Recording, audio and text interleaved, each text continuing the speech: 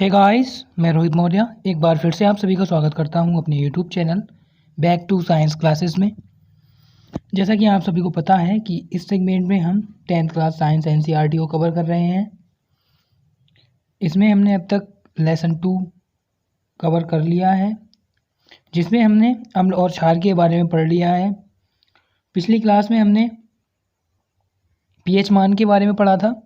अम्ल के पीएच मान के बारे में हमने अच्छे तरीके से पढ़ लिया था। साथ ही साथ क्षार के पीएच मान के बारे में भी हमने पढ़ लिया था।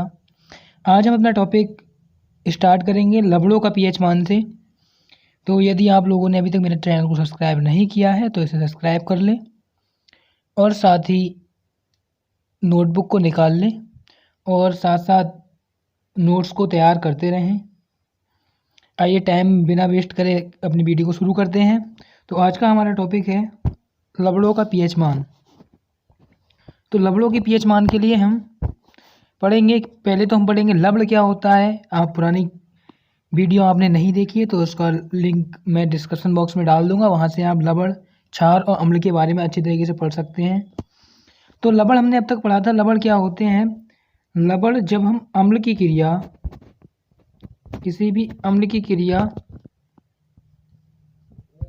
क्षार के साथ करा देते हैं तो हमें लवण प्राप्त होता है।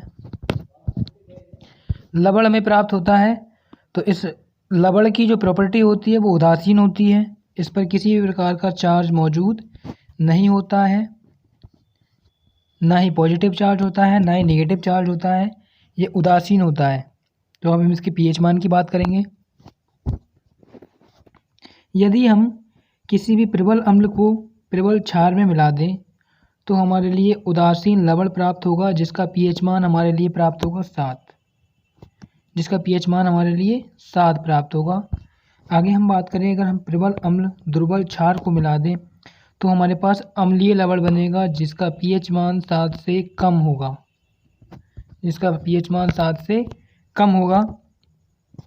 इसी प्रकार अगर हम प्रबल क्षारक और दुर्बल अम्ल को मिला दें तो इनकी क्रिया कराने पर हमारे लिए क्षारकीय लवण प्राप्त होगा। क्षारकीय लवण मतलब जिसका पीएच मान 7 से अधिक हो, 7 से अधिक, वो हमारे कहलाते हैं क्षारकीय लवण कहलाते हैं। आगे हम बढ़ेंगे, आपकी समझ में आया होगा। अब हम आते हैं कुछ कंपाउंड पे, क्योंकि पेपर में हमसे बहुत बार पूछ लिया जाता है कि निम्नलिखित कंपाउंड के बारे में बताइए। सोडियम हाइड्रोक्साइड का निर्माण कैसे करते हैं? भ्रंजक चूर्ण, baking soda, Dhawan soda, plaster of Paris. प्रायः इसमें थोड़ी सी 2 नंबर या 3 नंबर में टिप्पणी लिखने के लिए आ जाती है, इसके उपयोग लिखने के लिए आ जाते हैं। तो ये कुछ कंपाउंड दिए हैं, इनके बारे में अच्छे तरीके से पढ़ते हैं। तो यदि हम बात करें कि सबसे पहले हम बात करेंगे कंपाउंड जो हमारा दिया है, वो हमारा दिया है सोडियम हाइड्रोक्साइड। तो यहाँ पर सोडियम हाइड्रोक्साइड हमारा क्या है? एक क्षार है, क्योंकि इसमें कौन सा आयन उपस्थित है? इसमें OH- आयन उपस्थित है, जो कि हमारे क्षार में उपस्थित होते हैं। तो हम इसके बारे में पढ़ेंगे।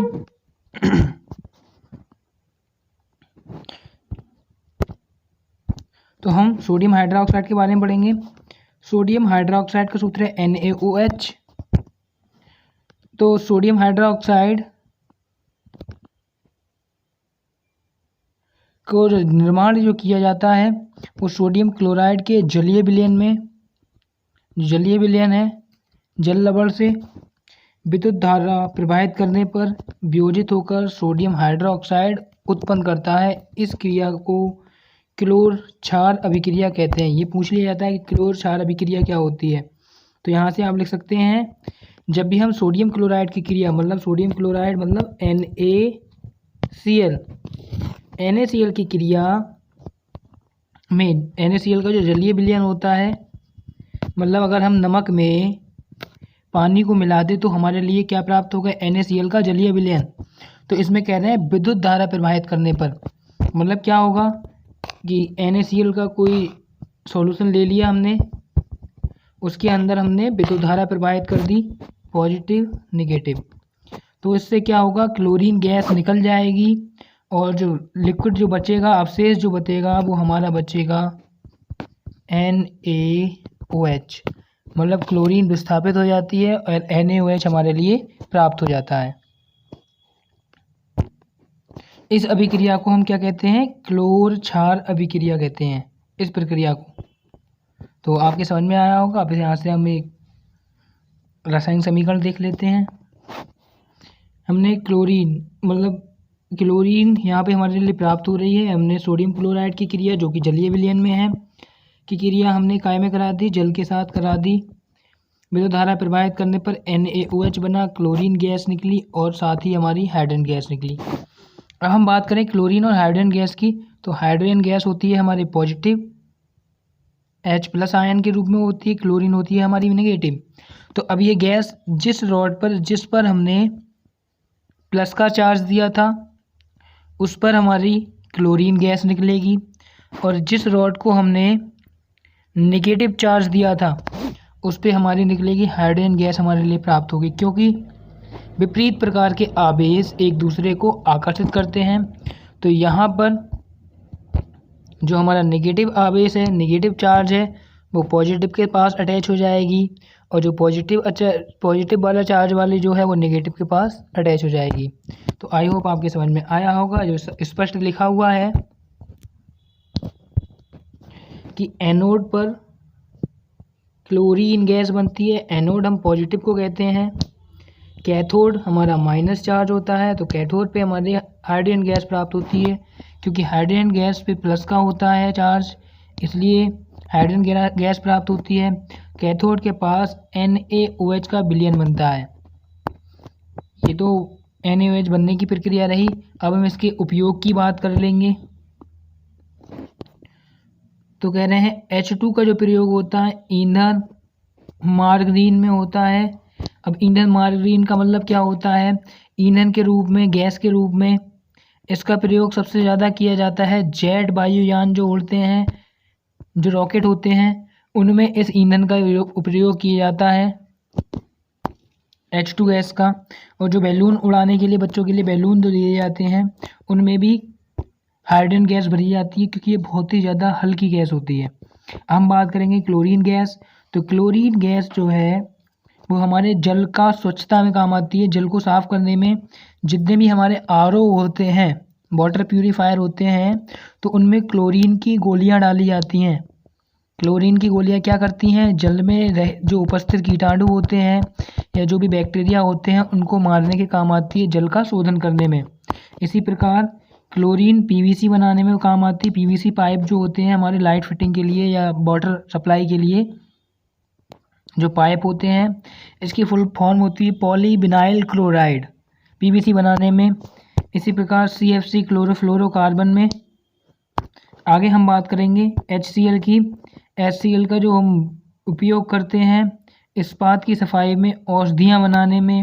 अब NaOH की बात करें तो धातुओं से ग्रीज हटाने के लिए, मतलब धातुओं पे अगर हमारी किसी चीज़ पे ग्रीज लग जाए, चिकनावट लग जाए, तो उसको हटाने के लिए, साबुन निर्माण में, कागज़ बनाने में इसका हम प्रयोग करते हैं।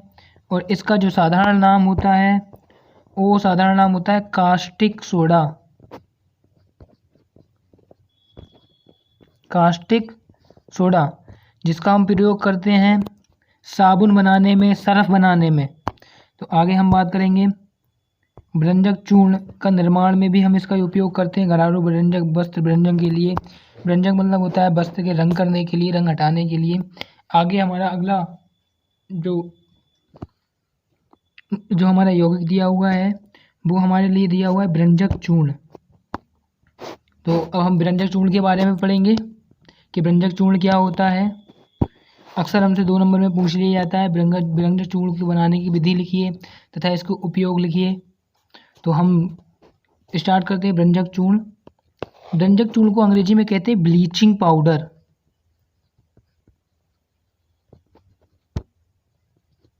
ब्लीचिंग पाउडर, ब्लीचिंग जो शादियों में या हम कॉस्मेटिक सर्जरी, कॉस्मेटिक की दुकान पर जाकर के हम जो कराते हैं, ब्यूटी पार्लर में जो कराया जाता है, वही वाली व्यंजक चूर्ण होती है। व्यंजक चूर्ण मतलब ब्लीचिंग पाउडर कपड़ों से दाग हटाने के लिए, चीज़ों का रंग उड़ाने के लिए काम में आती है। तो इसे बनाने के लिए हम देखते हैं, इसमें हम क्या करते हैं, शुष्क बुझे हुए चूने मतलब CaO कैल्शियम हाइड्रोक्साइड की क्लोरीन के साथ क्रिया कराने पर इसका निर्माण किया जाता है। यदि हम बुझे हुए चूने में क्लोरीन गैस प्रवाहित कर दें तो हमारे लिए विरंजक चूर्ण प्राप्त हो जाएगा। तो इसके हम स्ट्रक्चर समीकरण देख ले रहे हैं। CaOH का होल ट्वाइस प्लस Cl2, इन दोनों की हमने क्रिया कराई तो यहाँ पे क्या बना CaOCl2 और जल प्राप्त हुआ। तो ये हमारा CaOCl2 ये हमारे पास विरंजक चूर्ण प्राप्त हो गया। अक्सर हमसे पूछ लिया जाता है विरंजक चूर्ण का सूत्र बताइए। तो यदि आपके पेपर में आता है तो आप यहाँ से लिख सकते हैं किस तरीके से बनता है। अब हम इसके प्रयोग को देख लेते हैं। सबसे पहला प्रयोग है सूती वस्त्र जो है वस्त्र उद्योग में लिनन के विरंजक के लिए मतलब जो दाग लग जाते हैं उनको साफ करने के लिए, कागज़ की फैक्ट्री में लकड़ी से जो लकड़ी का जो चिपचिपा पदार्थ मज्जा होता है उसको अलग करने में, रासायनिक उद्योग में एक उपचायक के रूप में, पीने वाले जल को जीवाणु मुक्त करने के लिए रोगाणुनाशक के रूप में, मतलब पीने वाले पानी को किस तरीके से साफ करता है, कैल्शियम है, कैल्शियम के साथ हमारा जुड़ा हुआ है क्लोरीन। तो जैसे ही हम इसे पानी में डालते हैं तो क्लोरीन गैस निकलने लगती है। पानी के साथ क्रिया कराने पर क्लोरीन गैस निकलने लगती है और पानी को शुद्ध कर देती है, उसके अंदर जो जीवाणु होते हैं उनको मार देती है। तो हमसे 1 नंबर में पूछ लिया जाता है क्या होता है जब विरंजक चूर्ण की क्रिया जल के साथ कराते हैं। तो जस्ट वही अपोजिट डायरेक्शन में क्रिया हो जाती है। जब भी हम विरंजक चूर्ण की क्रिया जल के साथ कराते हैं तो ये रिवर्सिबल अभिक्रिया हो जाती है। तो हमारे लिए क्लोरीन गैस प्राप्त होती है और बुझा हुआ चूना प्राप्त होता है। तो ये बार बार हमसे 1 नंबर में पूछ ली जाती है। तो आई होप आपके समझ में आया होगा। तो आगे हम अपने टॉपिक पे बढ़ते हैं। हमारा जो अगला यौगिक दिया हुआ है वो हमारे लिए दिया हुआ है बेकिंग सोडा। तो हम बेकिंग सोडा के बारे में पढ़ेंगे। बेकिंग सोडा को ही हम साधारण नाम में खाने वाला सोडा भी कहते हैं। जब खाना हम बनाते हैं कुछ चीज़ भी जल्दी पकाने के लिए उसमें क्या डालते हैं, हम सोडा डाल देते हैं, बेकिंग सोडा, पकाने वाला सोडा जो होता है। तो इसको हम बनाने की विधि देखेंगे किस तरीके से हमारे लिए प्रिपेयर किया जाता है। यदि हम सोडियम क्लोराइड की क्रिया जल की उपस्थिति में कार्बन डाइऑक्साइड और अमोनिया गैस से कर दें तो हमारे लिए अमोनियम क्लोराइड और हमारे लिए बेकिंग सोडा प्राप्त होता है। बेकिंग सोडा के सूत्र की अगर बात कर लें तो NaHCO3, इसको साधारण नाम रासायनिक नाम होता है सोडियम बाइकार्बोनेट। सोडियम बाइकार्बोनेट, यहाँ पर जो H लग गया ये बाइकार्बोनेट कहलाता है और इसका दूसरा नाम सोडियम हाइड्रोजन कार्बोनेट भी होता है, सोडियम हाइड्रोजन कार्बोनेट। यदि हमारे लिए सोडियम क्लोराइड के साथ में अगर H लगा हुआ मिल जाए तो वो हमारा सोडियम बाइकार्बोनेट कहलाता है या फिर सोडियम हाइड्रोजन कार्बोनेट कहलाता है। यही हमारे बेकिंग सोडा का सूत्र है। हम बेकिंग सोडे का बात अगर यूज की बात करें कहाँ कहाँ यूज लिया जाता है तो इसका यूज खाना पकाने में किया जाता है।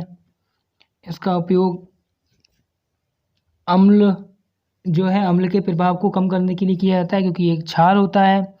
अब कैसे किया जाता है, कभी कभी क्या होता है हमारे लिए अपच का सामना करना पड़ता है या एसिडिटी होती है तो हम सोडा वाटर पीते हैं तो वहाँ पर यही उपस्थित होता है। आगे हम बात करेंगे कि जब भी हम खाना पकाते हैं तो हमारे लिए कौन सी अभिक्रिया देखने को मिलती है। खाना पकाते समय हमारे लिए निम्न अभिक्रिया देखने मिलती है। इसमें क्या होता है, जब भी हम सोडियम कार्बोनेट को गर्म करते हैं तो सोडियम कार्बोनेट बदल जाता है, हमारा सोडियम बाइकार्बोनेट बदल जाता है, सोडियम कार्बोनेट में जल प्राप्त होता है और कार्बन डाई गैस निकल जाती है। यही कारण है यदि अगर हम बेकिंग वाली चीज़ें बनाएं, डबल रोटी बनाएं या फिर बिस्किट बनाते हैं या फिर हम केक बनाते हैं तो उसमें हम बेकिंग सोडा मिला देते हैं। बेकिंग सोडा मिलाने पर क्या होता है, उसमें से कार्बन डाई गैस निकलने लगती है और जिसके कारण जो आटा है या जो हमारा बैटर जो हमारा लिया हुआ है वो फूल जाता है, उसके अंदर कार्बन डाइऑक्साइड निकलने लगती है जिसके कारण वो डबल रोटी की तरह मोटा फूल जाता है। तो आपके समझ में आ गया होगा। आगे बढ़ते हैं इसके उपयोगों के बारे में। तो इसके उपयोग की बात अगर हम कर लें तो बेकिंग पाउडर बनाने में, बेकिंग पाउडर क्या होता है, बेकिंग सोडा में अगर हम टार्टरिक अम्ल मिला दें तो ये हमारा बन जाता है बेकिंग पाउडर। बेकिंग सोडा और बेकिंग पाउडर अलग अलग होते हैं। अगर हम इसके अगले उपयोग की बात करें, इस अभिक्रिया से उत्पन्न CO2 के कारण जो है हमारी जो पाव रोटी होती है, डबल रोटी, या हमारा जो पाव होता है केक खमीर बनाने में, इसका उपयोग करते हैं चीज़ों को मुलायम करने में, स्पंजी बनाने में।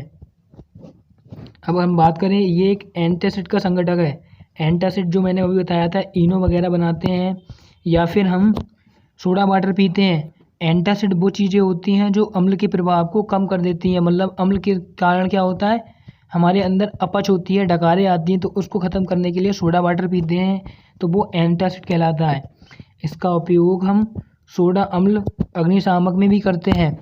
अब मेन बात आ गई अग्निशामक, मतलब फायर एक्सटेंसर। तो इसका प्रयोग हम उसमें कैसे करते हैं? फायर एक्सटेंसर बनाने के लिए हम किसी भी बर्तन में, किसी भी एक बोतल में थोड़ा सा एसिटिक एसिड ले लेंगे, मतलब सिरका। जब भी हम सिरका ले लेंगे, इसके अंदर थोड़ा सा अगर हम बेकिंग सोडा डाल देंगे, तो बेकिंग सोडा डालते ही इसके अंदर CO2 गैस का फॉर्मेशन होने लगेगा। CO2 गैस का फॉर्मेशन होने लगेगा, जिसके कारण क्या होगा, हमारी जो आग है वो आग बुझ जाएगी और ये हमारा एक अग्निशामक यंत्र की तरह काम करेगा। तो आई होप आपको अच्छे से समझ में आया होगा। तो आज की वीडियो को हम यहीं समाप्त करते हैं। यदि आपको वीडियो पसंद आई हो तो इसे लाइक करें, कमेंट ज़रूर करते रहें, ज़्यादा से ज़्यादा शेयर करें, और जिनने भी अभी तक हमारे चैनल को सब्सक्राइब नहीं किया है तो वो चैनल को सब्सक्राइब करें, हमसे जुड़े रहें और अपना अच्छा स्कोर करते रहें। Thank you for watching.